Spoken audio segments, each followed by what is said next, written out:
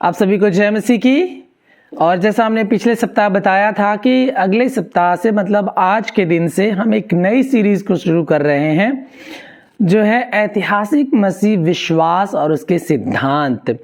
ये ऐसी मुख्य बातें हैं जिनको बहुत सारे लोग नहीं जानते हैं। अगर आप नए विश्वासी हैं या अगर पुराने विश्वासी भी हैं और परमेश्वर के वचन को आप अधिकाई से सिद्धांतिक तरीके से सीखना चाहते हैं, जो हमारे चर्च फादर्स और प्रेरितों ने सिखाया है और उसको पकड़े रखा है और आज तक उसको सुरक्षित रखा है, उसको सीखना बहुत ही जरूरी है।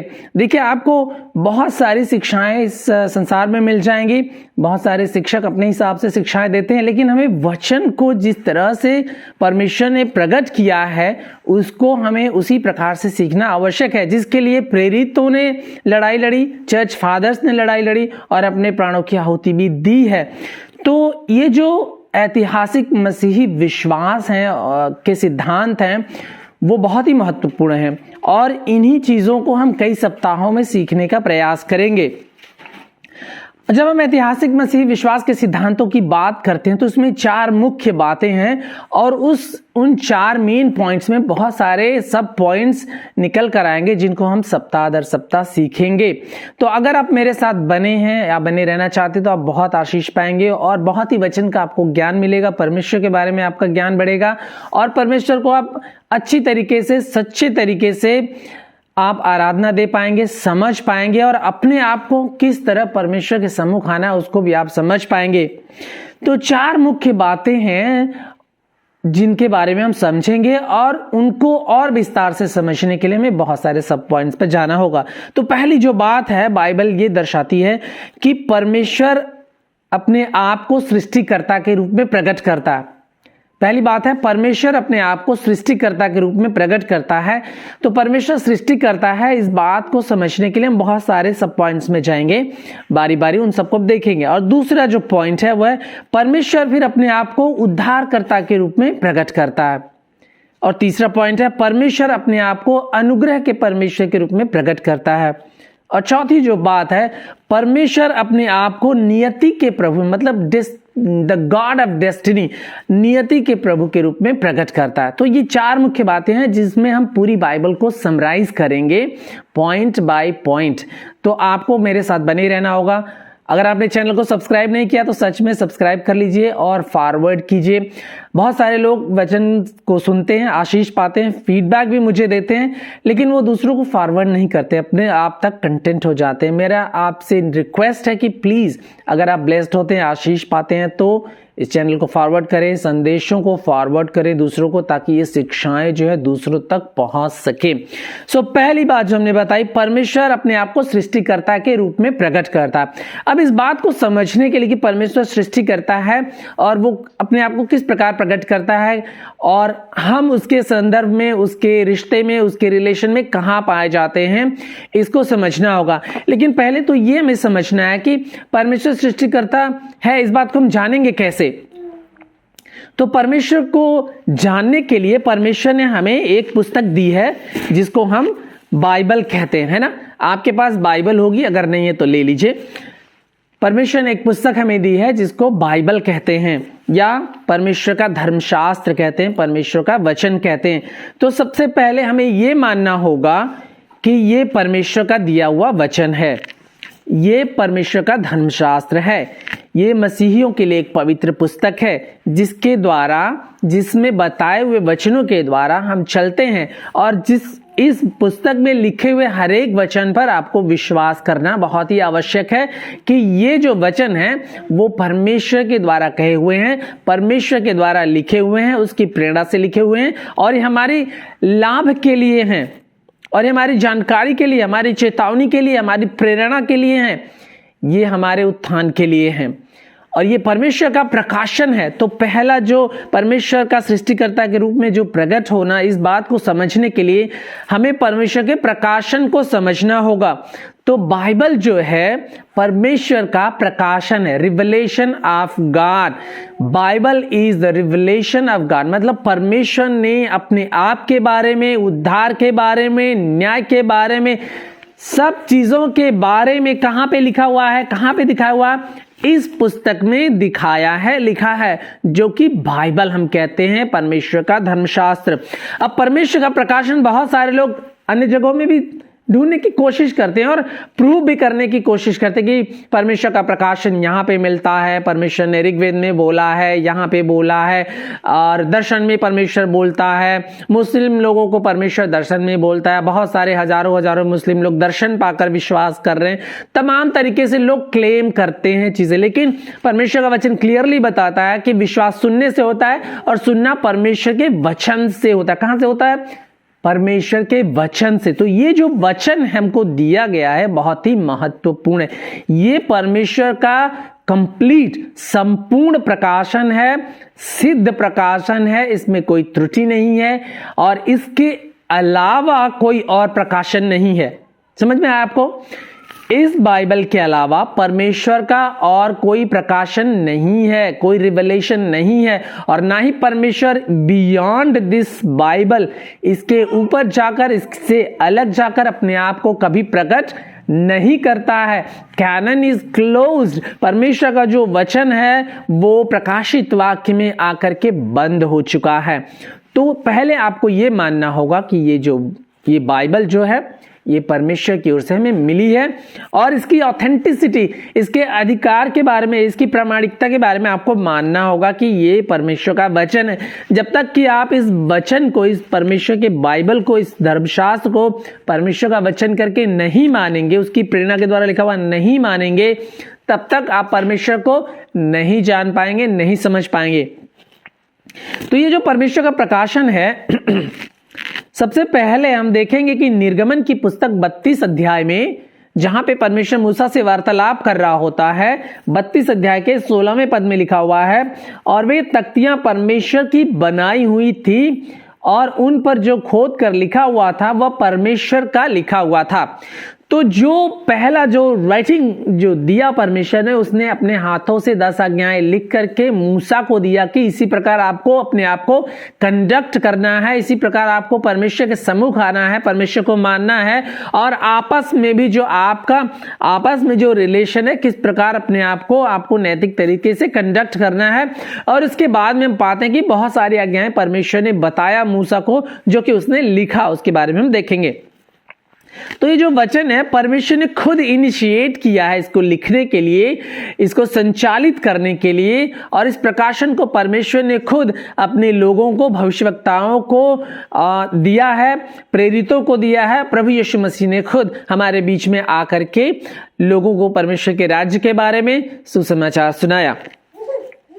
तो पहली बात हम देखेंगे कि प्रभु यीशु मसीह ने जो बाइबल इस्तेमाल की, जो पुराना नियम था, उसको प्रभु यीशु मसीह किस प्रकार लेते थे।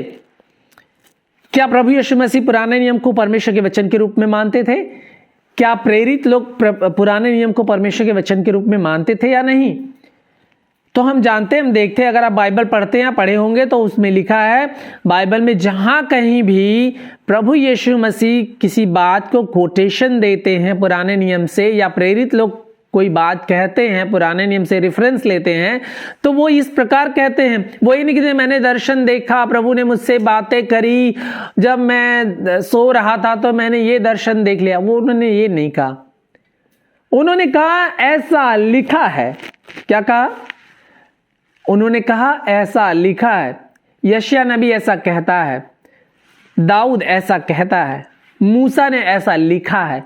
उन्होंने लिखी हुई बातों को कोट किया, ठीक है, दर्शन की बातों को नहीं, मनगढ़ंत बातों को नहीं, अपनी बातों को नहीं, लिखी हुई बातों को कोट किया। पुराने नियम में जो परमेश्वर ने अपनी प्रेरणा के द्वारा, पवित्र आत्मा के उभारे जाने के द्वारा जो भविष्यवक्ताओं ने कही थी और लिखी थी, उसको उन लोगों ने एज अ रिटन वर्ड उन्होंने कोट किया। तो हम देखते हैं, मत्ती रचित सुसमाचार खोलिए, जहां पे प्रभु यीशु मसीह की परीक्षा के बारे में हम पाते हैं कि जब प्रभु यीशु मसीह की परीक्षा होती है, शैतान उनकी परीक्षा लेता है, तो वो क्या कहता है? क्या कहता है वो? शैतान जब प्रभु यीशु मसीह की परीक्षा करता है, तो वो कहता है कि यदि तू परमेश्वर का पुत्र है तो कह दे कि ये पत्थर रोटियां बन जाए। तो प्रभु यीशु मसीह क्या कहते हैं? लिखा है। प्रभु यीशु मसीह ने यह भी नहीं कहा कि मैं तुझसे कहता हूं, जबकि वो कह सकते थे कि वो परमेश्वर के पुत्र हैं, वो डायरेक्टली उसको रिस्पॉन्ड कर सकते थे, उसका उत्तर दे सकते थे। लेकिन प्रभु यीशु मसीह ने उस वचन को ऑथेंटिकेट करते हुए, जो पुराना नियम है उसको परमेश्वर का वचन मानते हुए कह रहे हैं कि ऐसा लिखा है, पुराने नियम में लिखा है, व्यवस्था विवरण में लिखा है कि मनुष्य केवल रोटी से नहीं परंतु हर एक वचन से जो परमेश्वर के मुख से निकलता है जीवित रहेगा। अच्छा, शैतान भी बहुत चालाक है, वो भी मान रहा है कि पुराना नियम परमेश्वर का वचन है। तो वो क्या कह रहा है? ऐसा लिखा है। वो भी कह रहा है कि ऐसा लिखा है, आपके धर्मशास्त्र में लिखा है कि यदि तू परमेश्वर का पुत्र तो अपने आप को नीचे गिरा दे, क्योंकि लिखा है कि वह तेरे विषय में अपने स्वर्गदूतों को आज्ञा देगा कि वो तुझे हाथों हाथ उठा ले, कहीं तेरे पांव में पत्थर से ठेस न लगे। तो शैतान भी मान रहा है कि ये बाइबल जो है परमेश्वर का वचन है, और वो भी इसी को कोट कर रहा है। और आगे फिर प्रभु यीशु मसीह कहते हैं, जब उसकी परीक्षा लेता है तो प्रभु कहते हैं ऐसा लिखा है कि तू अपने परमेश्वर को प्रणाम कर और केवल उसी की उपासना कर। तो प्रभु यीशु मसीह ने पुराने नियम को किस प्रकार लिया कि पुराना नियम जो है वो परमेश्वर का वचन है, और उसी को कोट करके उन्होंने अपने विरोधियों को, सच एज डेविल, शैतान को, फरीसियों को, उनका इनकाउंटर किया परमेश्वर के वचन के द्वारा, जो कि पुराने नियम में भविष्यवक्ताओं के द्वारा, भजनकार के द्वारा और मूसा की व्यवस्था में लिखा हुआ है। अभी लूका रचित सुसमाचार 4 अध्याय में हम पाते हैं, जब प्रभु यीशु मसीह आराधनालय में जाते हैं पहली बार, तो ये बहुत ही प्रोमिनेंट एक वचन है जहां पे हम पाते हैं कि प्रभु यीशु मसीह यशायाह नबी की स्क्रोल में जो लिखा हुआ है उसको खोल करके पढ़ते हैं यशायाह नबी से, कि यशायाह भविष्यवक्ता की पुस्तक प्रभु यीशु मसीह को दी गई और उसे खोलकर उसने वह जगह निकाली जहां पे ये लिखा है। यशायाह नबी की पुस्तक में ये लिखा है। उस समय में सभी लोग पुराने नियम को इस्तेमाल करते थे, ठीक है। पुराना नियम कैनोनाइज्ड हो चुका था और लोगों को उनकी लिखित भाषा में, इब्रानी भाषा में और यूनानी भाषा में अवेलेबल था, उसी को वो लोग पढ़ते थे और उसी भाषा में वो लोग वार्तालाप करते थे। तो प्रभु यीशु मसीह भी एक्वेंटेड थे इस भाषा में, और पुराने नियम की जो पुस्तकें हैं उसके द्वारा उससे उनका खासा परिचय था। तो अच्छी एक कोटेशन जो है जो उनके बारे में लिखी हुई है उसी को खोलकर वो पढ़ते हैं। कहते हैं कि यहां पर लिखा हुआ है, यशायाह नबी की पुस्तक में इस प्रकार लिखा हो कि परमेश्वर का आत्मा मुझ पर है। वो लिखी हुई बातों को कह रहे हैं। देखिए, वो लोगों के बीच में जब जा रहे हैं तो प्रभु यीशु मसीह खुद क्या कह रहे हैं? लिखी हुई बातों को कह रहे हैं। वो उन सब बातों को अपने बारे में, जो उनके बारे में लिखी हुई हैं, उसको वो कह रहे हैं, ताकि लोग जो हैं, जिनको वो सुसमाचार सुना रहे हैं, जिनको वो परमेश्वर के राज्य के बारे में बता रहे हैं, जिनको वो चैलेंज कर रहे हैं, वो ये ना समझे कि ये अपनी बात बता रहे हैं। वो कह रहे हैं कि मैं तुम्हें नई बात नहीं बता रहा हूं, मैं तो वही बात तुमसे कह रहा हूं जिसको तुम पढ़ते आए हो। तो प्रभु यीशु मसीह ने भी इस बात को, पुराने नियम को परमेश्वर के वचन के रूप में माना। लूका रचित सुसमाचार 16 अध्याय, 18 अध्याय, 22 अध्याय और 24 अध्याय में प्रभु यीशु मसीह ने कहा, जो जो बातें व्यवस्था में, भविष्यवक्ताओं में और भजनकारों ने मेरे बारे में लिखा था वो सब क्या हो? पूरी हो। और मत्ती 5 का 17-18 में प्रभु यीशु मसीह ने कहा, मैं व्यवस्था और भविष्यवक्ताओं का लोप करने नहीं आया हूं, परंतु मैं उनको पूरा करने आया हूं जो मेरे बारे में लिखा था। तो प्रभु यीशु मसीह ने पुराने नियम को परमेश्वर के वचन के रूप में माना, और पौलुस ने भी पुराने नियम को परमेश्वर के वचन के रूप में माना। इसलिए 2 तीमुथियुस 3 अध्याय के 16-17 में पौलुस कहता है कि संपूर्ण धर्मशास्त्र, पुराना नियम और प्रभु यीशु मसीह ने जो कहे हैं और जो प्रेरितों ने लिखा है प्रभु यीशु मसीह के बारे में, संपूर्ण धर्मशास्त्र परमेश्वर की प्रेरणा से रचा गया है, और ये हमारे लिए सिखाने के लिए, समझाने के लिए, ताड़ना देने के लिए, चेतावनी के लिए लाभदायक है। हमारे लिए ये लाभदायक है।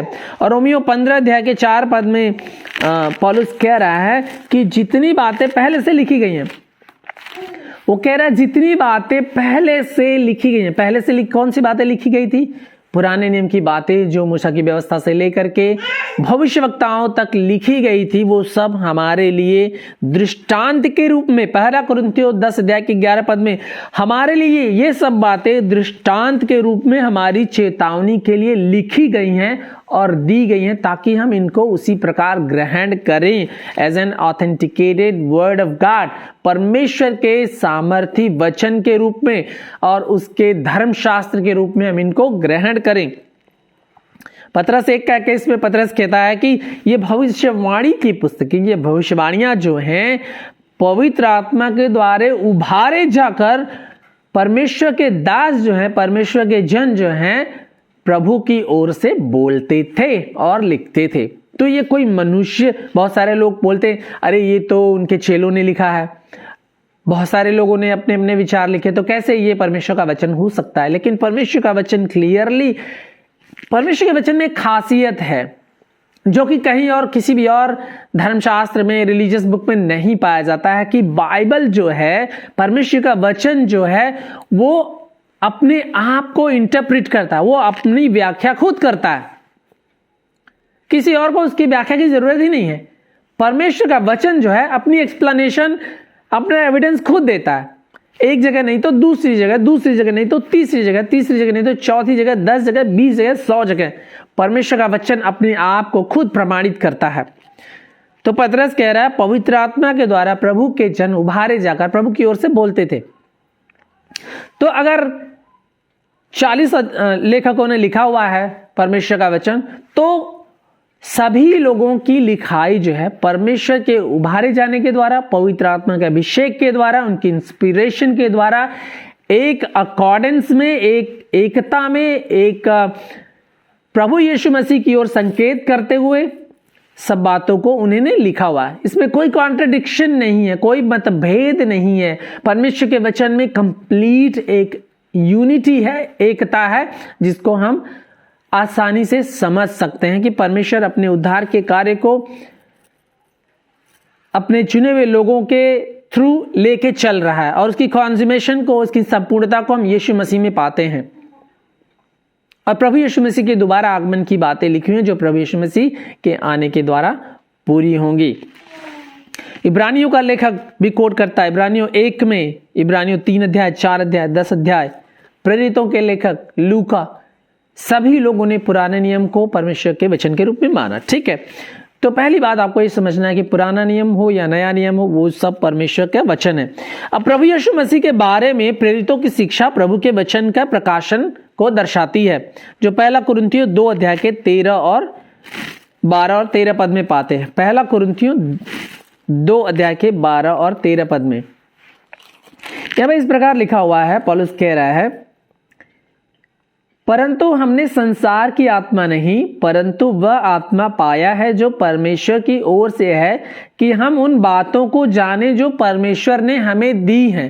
पौलुस कह रहा है जो बात हम कर रहे हैं या प्रेरित लोग कर रहे हैं, उन बातों को किसने दिया है? परमेश्वर ने दिया है, प्रभु यीशु मसीह ने दिया है, परमेश्वर ने दिया है, जिनको हम मनुष्यों के ज्ञान की सिखाई हुई बातों में नहीं। वो कह रहा जो बातें हम सिखा रहे हैं मनुष्यों के ज्ञान की सिखाई हुई बातें नहीं है, तो जो बातें प्रेरितों ने लिखी हुई हैं उन्होंने अपने विचार से नहीं, अपने मन से नहीं, अपनी इच्छा से नहीं, परंतु परमेश्वर के द्वारा दी गई बातों को उन्होंने लिखा हुआ है। और परंतु आत्मा की सिखाई हुई बातों में से आत्मिक बातें आत्मा के द्वारा मिलाकर सिखाते हैं।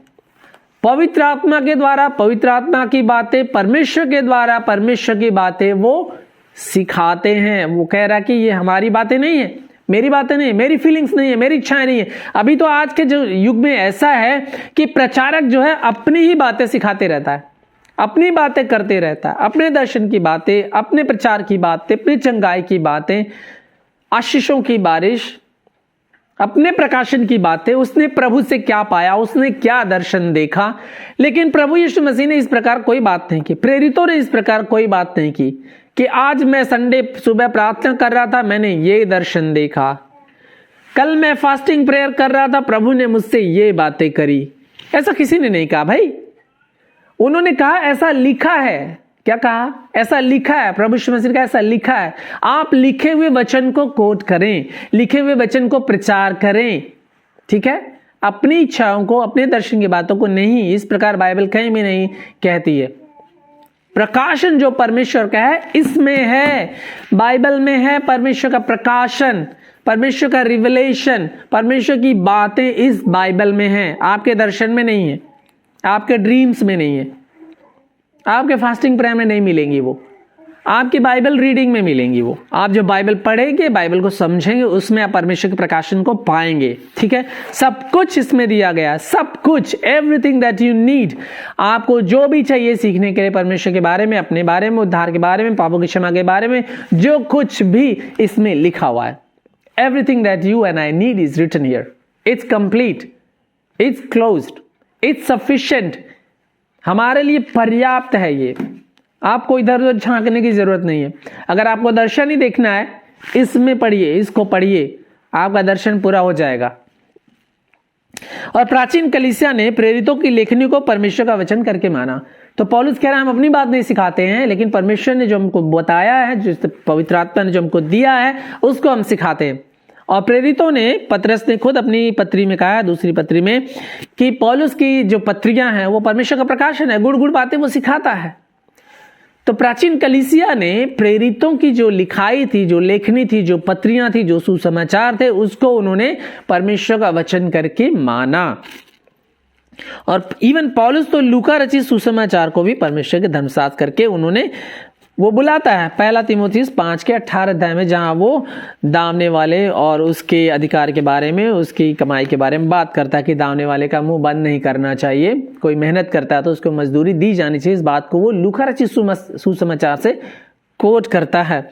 तो पुराने नियम में परमेश्वर ने लोगों को धर्मी जीवन जीने के लिए लिखी हुई व्यवस्था थी, ठीक है?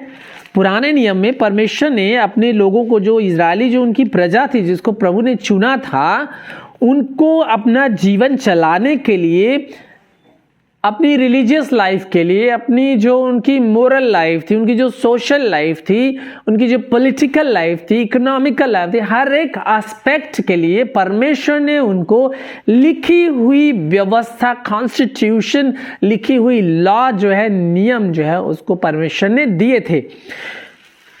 निर्गमन की पुस्तक हमने 32 अध्याय खोला था। 32 अध्याय के 15 और 16 पद को हम फिर से पढ़ेंगे। तब मूसा मुड़कर साक्षी की दोनों तख्तियों को हाथ में लिए हुए पहाड़ से उतर गया। उन तख्तियों के इधर और उधर दोनों ओर लिखा हुआ था, और वे तख्तियां परमेश्वर की बनाई हुई थी, और जो खोद कर लिखा हुआ था वह परमेश्वर का लिखा हुआ था। तो पहला जो स्क्रिप्ट परमेश्वर ने दिया, अपने हाथों से लिख करके मूसा को दिया कि इस प्रकार इज़राइल की प्रजा को परमेश्वर को मानना है, सत्य को मानना है, और आपस में किस प्रकार उनको रहना है। 10 आज्ञाओं को हम जानते हैं। उसके बाद 34 अध्याय के 1 पद को हम पढ़ते हैं, निर्गमन के। फिर यहोवा ने मूसा से कहा, पहली तख्तियों के समान पत्थर की 2 और तख्तियां गढ़ ले। तब जो वचन उन पहली तख्तियों पर लिखे थे, जिन्हें तूने तोड़ डाला, वे ही वचन मैं उन तख्तियों पर भी लिखूंगा।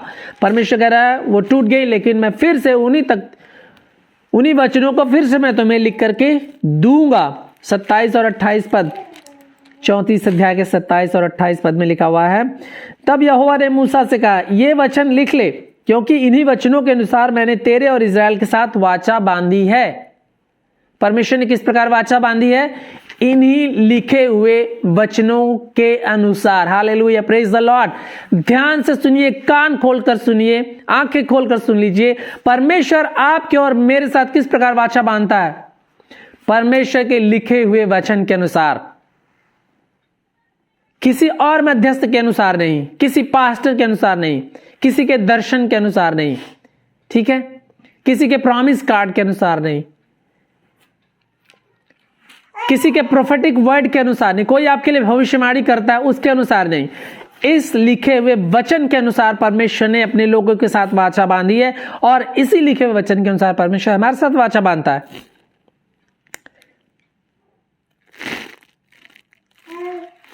गिनती 33 अध्याय के 2 पद में, गिनती की पुस्तक 33 अध्याय 2 पद, यहां पे मूसा लिखता है परमेश्वर के बताए हुए अनुसार, मूसा ने यहोवा से आज्ञा पाकर उनके कूच उनके पड़ावों के अनुसार लिख दिए, और वे ये हैं। और क्या क्या उसने लिखा, गिनती की पुस्तक आप देखेंगे तो ये उनकी गिनती है, किस प्रकार की उनके कुलों के अनुसार उनकी गिनती हुई है, और सारी की सारी डिटेल जो है मूसा ने लिखा हुआ है। तो यहां पे मूसा कह रहा है कि उनके कूच और उनके पड़ाव, मतलब जितने भी गोत्र है उनके कूच और उनके पड़ाव के अनुसार मूसा ने सारी डिटेल्स को लिख दिया। और व्यवस्था विवरण 31 अध्याय के 9 पद में हम पाते हैं, जो लिखने की प्रथा थी वो परमेश्वर ने चलाई, और ये बहुत इंपॉर्टेंट है। व्यवस्था विवरण 31 अध्याय के 9 पद में, फिर मूसा ने यही व्यवस्था लिखकर लेवी याजकों को, जो यहोवा की वाचा का संदूक उठाने वाले थे, और इजराइल के सब वृद्ध लोगों को सौंप दी। तो ये जो परमेश्वर के कहे हुए वचन थे, और जिन्होंने परमेश्वर ने खुद कमांड किया था, आज्ञा दी थी लिखने के लिए, निर्देश दिए थे लिखने के लिए, उसको मूसा ने व्यवस्थित तरीके से लिखकर लेवी लोगों को और याजकों को, जो याजक मंदिर की सेवा करते थे, जो जहां पे लोग परमेश्वर की आराधना करने और वचन सुनने आते थे, जो वचन आराधनालय में भी रखे जाते थे, उन वचनों को, परमेश्वर के कहे हुए वचनों को लिख करके लेवियों को और याजकों को दे दिया, सुरक्षित रखे जाने के लिए, और इज़राइल की प्रजा को टाइम टू टाइम सुनाने के लिए, रिमाइंड करने के लिए और सिखाने के लिए। ठीक है, तो हमारे जीवन में सब कुछ धर्मशास्त्र के द्वारा चलना चाहिए। जो धर्मशास्त्र है, जो परमेश्वर का वचन है, जो परमेश्वर की प्रेरणा के द्वारा लिखा गया है, इसका अधिकार और इसकी पर्याप्तता जो है हमारे जीवन में सर्वप्रथम और सर्वोपरि होनी चाहिए। अगर इसके बियॉन्ड आप जाते हैं तो प्रभु ने कहा जो इसमें से घटाएगा या इसमें जोड़ेगा वो क्या करेगा, वो दंड का पात्र होगा। तो आपको और हमको बहुत ही केयरफुल रहना है। तो हमारा जो जीवन है, मसीही जीवन, उसको चलाने के लिए, उसको निर्धारित करने के लिए, उसको अनुशासित करने के लिए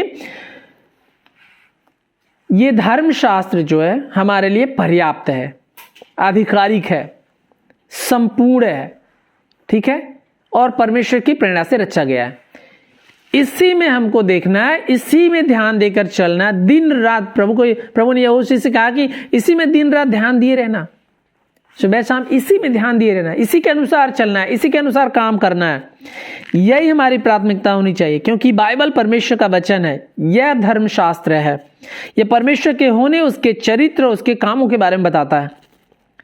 और आगे की जो बातें हम सीखेंगे इसी पर निर्धारित हैं कि पहले हम इस बात को समझे और माने कि ये परमेश्वर का वचन है। तभी हम जान पाएंगे कि इसमें जो लिखा है वो सत्य है और प्रमाणित है, और परमेश्वर जो कहता है वो अपनी ओर से कहता है, उसकी प्रामाणिकता भी को भी वो देता है। तो 4 बातें हमने बताई कि 4 बातें मुख्य रूप से हम सीखेंगे। उन 4 बातों में बहुत सारे सब पॉइंट्स हैं जिनको हमें सीखना होगा। तो पहली बात है कि परमेश्वर का सृष्टिकर्ता के रूप में प्रकट होना, इस बात को हम सीखेंगे। और इस बात को सीखने के लिए हमें और भी बातों को सीखना होगा, जिसमें पहली बात जो हमने आज देखा कि बाइबल जो है परमेश्वर का प्रकाशन है, उसका रिविलेशन है। परमेश्वर अपने आप को प्रकट करने के लिए कहाँ अपने आप को प्रकट करता है? बाइबल में। हमारे आज के लिए जो उस समय में थे उनको परमेश्वर ने प्रत्यक्ष रूप से बातें की, अपने पुत्र के द्वारा भी बातें की, लेकिन अंत में उसने हमें परमेश्वर का वचन भी दिया हुआ है। ठीक है, उसने अपने बारे में लिखे हुए वचन हमको दिए हैं, जिसको पढ़ करके हमें समझना है, उस पर विश्वास करना है। दूसरी बात हम समझेंगे कि परमेश्वर उद्धारकर्ता के रूप में प्रकट होता है, और परमेश्वर अनुग्रह के परमेश्वर के रूप में प्रकट होता है, और परमेश्वर नियति के प्रभु के रूप में प्रकट होता है। इन 4 मुख्य पॉइंट्स को हम कई सप्ताहों में सीखेंगे, लेकिन आज आपको यह समझना है कि बाइबल जो है परमेश्वर का वचन है, उसको आधिकारिक रूप से लीजिए। वो आपके लिए प्रेरणा का स्रोत है, आपके लिए अधिकार का स्रोत है, आपके लिए परमेश्वर का कहा हुआ पर्याप्त वचन है। इसके अलावा और कोई वचन है नहीं, कोई प्रकाशन है नहीं। अगर आप कहीं और देखते हैं, कहीं और से आप सोर्स पाने की कोशिश करते हैं, तो आप गलत रास्ते में जा रहे हैं और आप भटक जाएंगे, और परमेश्वर के कहे हुए वचन से आप फिर जाएंगे। और इसकी चेतावनी प्रेरितों ने बार बार दी है, इसलिए आप सावधान रहें, सतर्क रहें, और झूठे शिक्षकों से खास तौर से आप सावधान रहें। और परमेश्वर कुछ भी आपको सीखना है, जानना है प्रभु के बारे में, अपने बारे में, वचन खोले, वचन पढ़े, वचन आपको गाइड करेगा। परमेश्वर का वचन दीपक के समान है, ज्योति के समान है, वो हमें रास्ता दिखाएगा। जो इसमें लिखा है हम उसकी बात करते हैं। लोगों के कहे हुए बातों के अनुसार नहीं, परंतु प्रभु यीशु मसीह ने कहा इसमें लिखा है, प्रेरितों ने कहा इसमें लिखा है, मैं भी कहता हूं इसमें लिखा है, इसी के अनुसार हम चलेंगे, इसी के अनुसार हम वचन को सीखेंगे। आइए हम प्रार्थना करें। हमारे पिता परमेश्वर, धन्यवाद करते हैं प्रभु जी, हमारी सहायता करें कि प्रभु जी हमारे विश्वास के ऐतिहासिक सिद्धांत हैं प्रभु जी, मसीही जीवन के, मसीही विश्वास के, क्रिश्चियन जो हमारे बिलीव्स हैं हिस्टोरिकल, उसको हम प्रभु जी एक तरफ से लेकर प्रभु जी हम सीखें ताकि हम एजुकेट हो। बहुत सारे लोग हमारे बीच में एजुकेटेड नहीं है वचन में प्रभु जी, और इसकी बहुत ही आवश्यकता है कि हम वचन में एजुकेट हो, वचन में हम शिक्षित हो, ताकि हम दूसरों को सिखा सकें और हम अपने जीवन को, अपने विश्वास को ठीक तरह से हम रख सकें और चला सकें, ताकि हम भटके ना इस संसार में। भरमाने वाले बहुत सारे लोग हैं इस संसार में, भरमाने वाली शिक्षाएं हैं, लेकिन प्रभु वचन के द्वारा सामर्थ्य दीजिए और जो इसमें लिखा है, जो कहा गया है, उसी पर हम आश्रित हों, आधारित हों और उसी में प्रभु जी हम सब बातों को हम ढूंढें, परखें, सीखें और परमेश्वर हम अपने जीवन को आपके अधीन करें। हम धन्यवाद देते हैं। सुनने वालों को आशीष दीजिए प्रभु जी, और इन वचनों के द्वारा प्रभु जी हमारी सहायता करें कि हम आप में और बढ़ें, आपके ज्ञान में बढ़ें, अपने आत्मिक जीवन में बढ़ें प्रभु जी, और प्रभु जी आत्मा और सच्चाई के साथ हम आपको महिमा देने वाले बन सकें। धन्यवाद देते हैं, प्रार्थना यीशु के नाम से मांगते हैं, आमीन।